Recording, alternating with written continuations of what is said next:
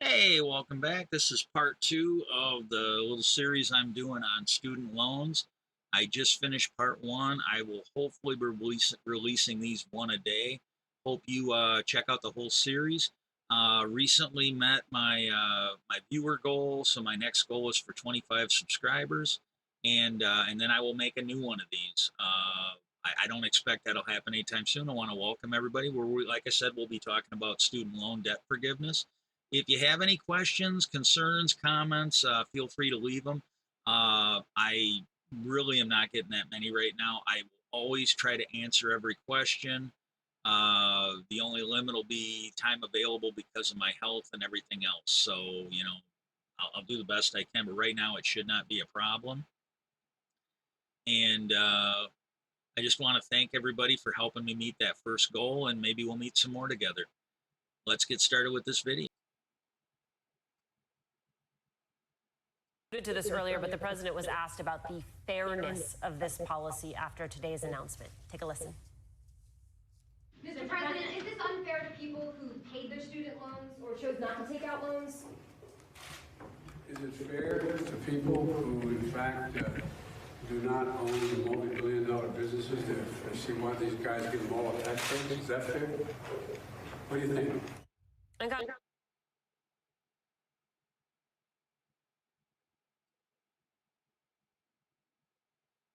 Okay. I'll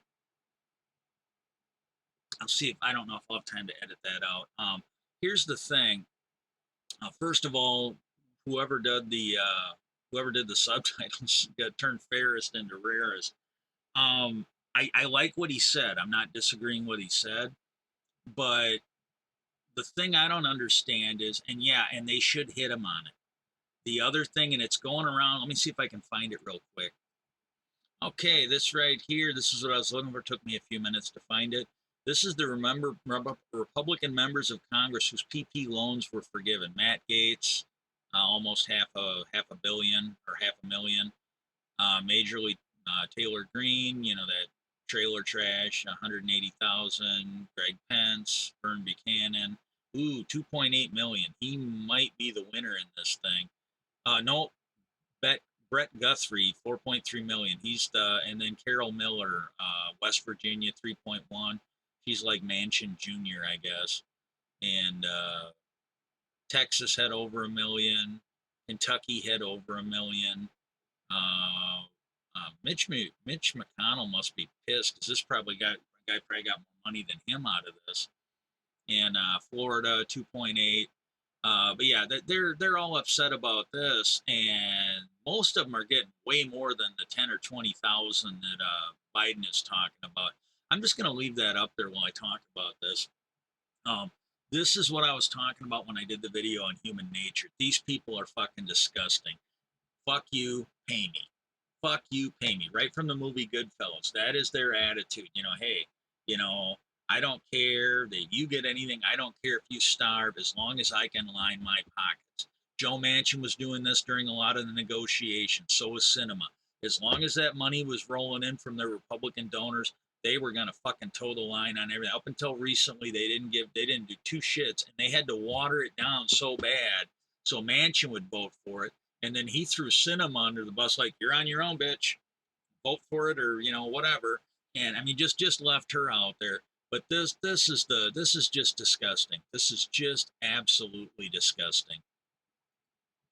But the thing I want to say on this one is, and I think he's right to sit there and talk about all the money that was given to the rich corporations. And the way they should phrase it is, Republicans are okay with corporate welfare, but they don't want any type of assistance that helps working people or poor people or even moderate income people. And I think that's where they should be hitting them, and that is where he's hitting them. He could phrase it a little better, but that is where he's hitting them. And then the other thing to talk about is all the money that these fucking, like Ron Johnson here in Wisconsin. This is a guy that passed a tax break, and it gave like millions to him. He lined his pockets with, I think they reported it was like about $5 million. Well, I don't care if you live in Wisconsin or not. This was his tax. He voted for it. But the thing you got to ask yourself is, I didn't get $1 million. I didn't even get $1 million, let alone five. That tax cut did not help me out. I got a feeling most working people out there did not get. I mean, look in your pocket. I'll give you a couple minutes. Go ahead and check. Okay, you check. I bet you most of you watching this, the 5 or 10 people that are going to see this, I bet you didn't have 5 million in your pocket. I bet you didn't even have 1 million in your pocket from that tax break. And so the fact, they're giving millions and billions and, over the course of, 2 Republican presidents, probably trillions to these rich fucking people. And I find it offensive that Republicans and their allies in the press and their allies on social media and podcasts, they object to poor people, ordinary people, getting $10,000 or $20,000. I find that offensive. It's like you are lining your pocket. It's like an old joke. You got a cartoon with 3 people in it, and you got like 3 people. One of them is some rich fat cat. Another one's a union worker. Another one's just an ordinary person, non-union. And you got this guy, and I'm going to simplify it. You got this guy with 11 Twinkies.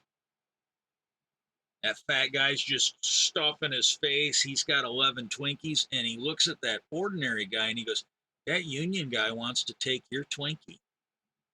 If I could find it, I would. I already looked. I can't find that one. But and that's what these guys, these Republicans and their allies and the people that fund them, they are sitting there just taking money and money and money. Senator Warren is talking about it. She is talking about it.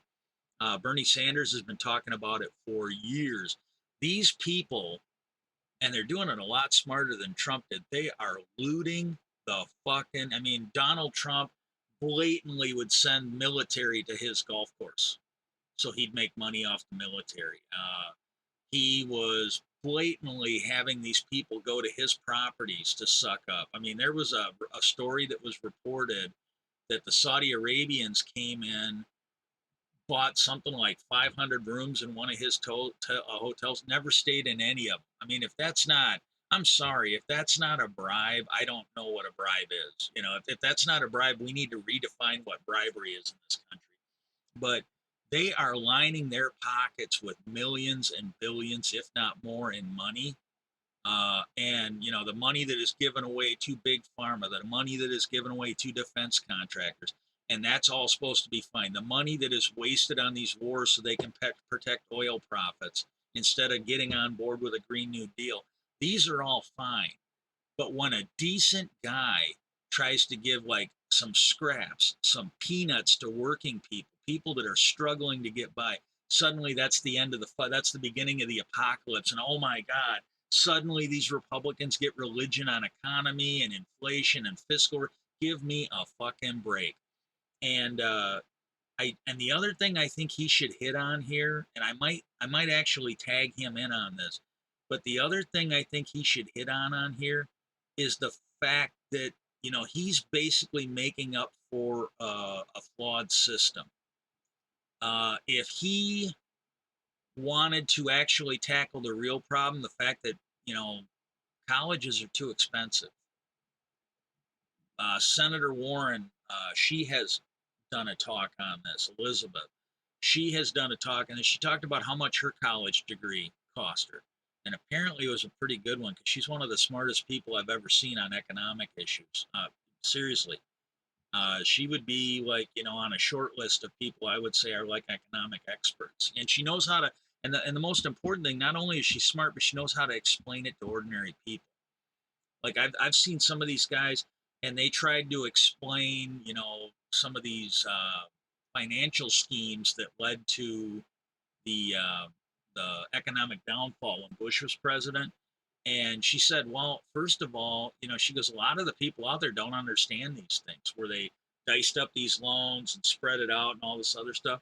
And she goes, I got to tell you, if an economic scheme is too complicated to understand, then it's too complicated to exist. And she goes, if you can't explain it to us so we can regulate it, then it can't exist. It should be illegal. And I thought that was very, very smart, and I think she actually understands it. but she explains it and says, look, I can explain it to you, but she goes, this is purposely so complex that most people are not going to understand it. And but they need to hit on that. And the one thing that I haven't seen any Democrat or anybody in the media for that matter talk about is, if you are Donald Trump, you can gamble on a business venture. And how many times did he file for bankruptcy? I mean, you take a look at Alex Jones, and I don't think he's going to get away with it because it appears to be just a bald-faced attempt to get out of his judgment from the court. But he can actually file for bankruptcy. He told these lies. He was convicted of it. It caused damage, and it caused pain and suffering. And he's got a judgment of like $50 million against him. He's going to tie it up in court for as long as he can. Well, one of the things he did was he immediately filed for bankruptcy because he's trying to do that as a illegal trickery to block having to pay these victims from his lies. And I wouldn't be a bit surprised if Fox News does it, if the Dominion and that other software voting system software company actually comes after them and looks like they're going to get a judgment. I wouldn't be a bit surprised if Fox News tries to file bankruptcy. But they can do that. They have a right to file. They might get turned down. But something they should be talking about is, student loans are the only thing I can think of where you can't file bankruptcy. And and he needs to be out there explaining, hey, look, and that'll be the next video I do, hopefully the last one, but that'll be the next video. But they should be talking about, well, yeah, this is probably going to get kicked in the courts. I'm doing what I can, and if you keep electing me and you keep electing Democrats, we will do what we can for you on this. But they've packed the courts with unqualified judges, and we're basically not just fighting common sense, but we're fighting the system. And they need to explain that, and they got to tell you, look, the courts, these bad judges they got in the courts, the bad people that have been elected to, governors' races and legislatures, state and federal, they have done everything they can to prevent us from protecting you from COVID. They have. They have been willing to challenge us in the courts, putting your life at risk. So damn well they're going to challenge this in the courts. I mean, if it's just giving people, if they're willing to challenge into the courts and the risk is you die, they're going to challenge, and they should get people prepared for this. But we will keep doing everything we can to help you out as long as we are in office and as long as we control it. But they should let them know, they should point out, these Republicans, they are going to try and steal this $10,000 away from you, or the $20,000 if you qualified for a Pell Grant. And the unqualified judges they put in are going to help them as much as they can. They should be pointing all that out. And then, but I will be talking about the legal part of this next.